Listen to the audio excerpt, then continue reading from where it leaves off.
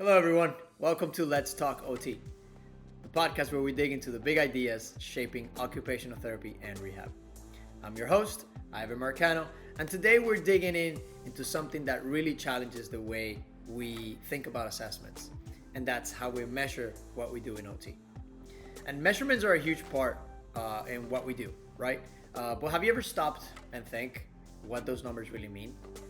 Do they truly capture the progress our clients make? Or is there more to the story? Today, we're going to explore why measurements in OT aren't as straightforward as they may seem, and how we can approach it in a way that actually serves our clients.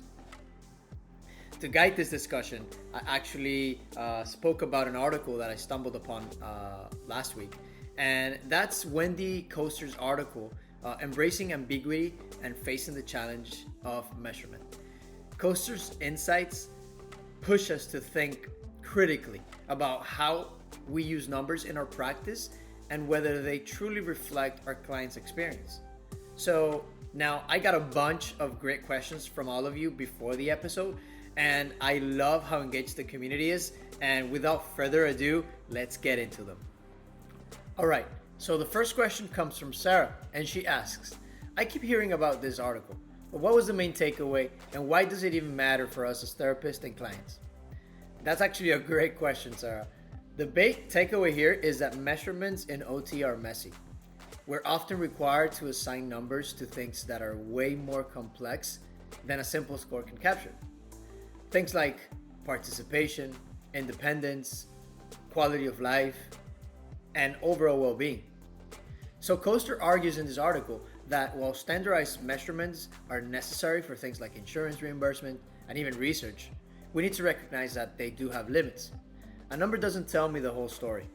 If we rely too much on test scores, we might miss what actually matters to our clients. So this message actually hits at every level. For professionals, it asks to be critical of the assessments that are being used, and don't let numbers replace clinical reasoning.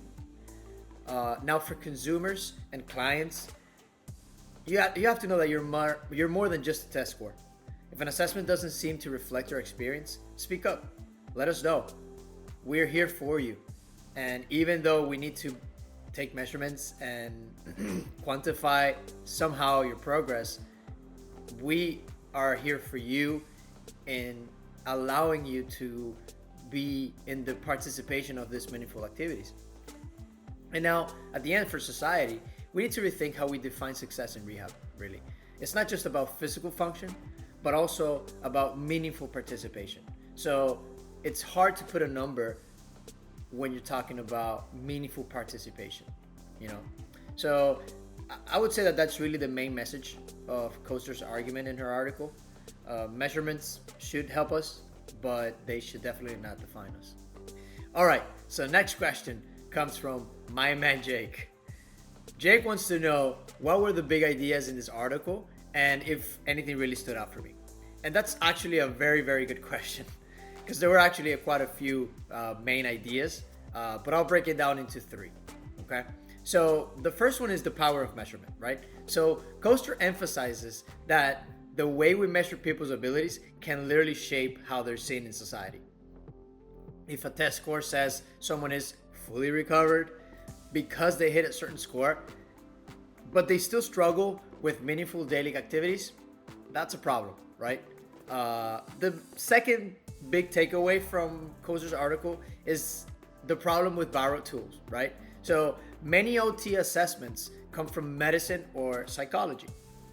While they're useful, they often don't fully fit our field because OTs look at function in context, right? So we focus on occupations.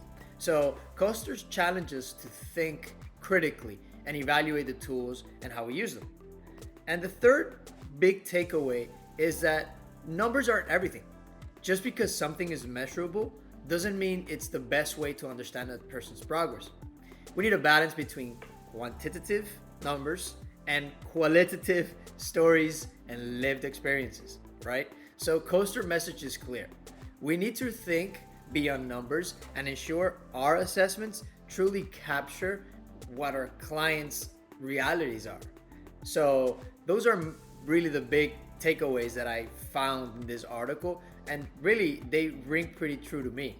So it's a great question, Jake. So one of you sent a really interesting question, and that's you, Priya. You asked, this was back in 2008. What was going on in OT and healthcare at that time? So as we all know, healthcare professions do go through changes as time passes by. And with those changes comes different tools of assessments, different research, and especially different reimbursement from insurances. So yes, this was back in 2008. This article was written in 2008, and there was a huge push for evidence-based practice, right? So insurance companies wanted hard data. They wanted measurable proof that therapy was indeed working.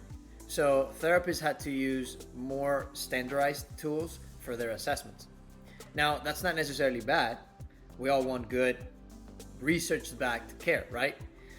But Coaster's concern was that when we rely too much on numbers, we start treating scores as if they tell the whole story. And they really don't, right? This was also a time when patient-centered care was gaining traction. So we were trying to focus more on occupations, what was meaningful for our patients, and focusing on these things to provide well-being for our clients. But the system wasn't really reflecting that yet. So Coaster's article was essentially a call to action. Hey, let's not lose sight of the human being behind the data. So that's really what was going on in healthcare at the time, and the reason why Coaster felt the need to write this article. So Louis asks, this was years ago.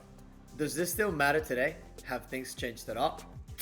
Louis, the short answer is yes. We absolutely still see this tension today.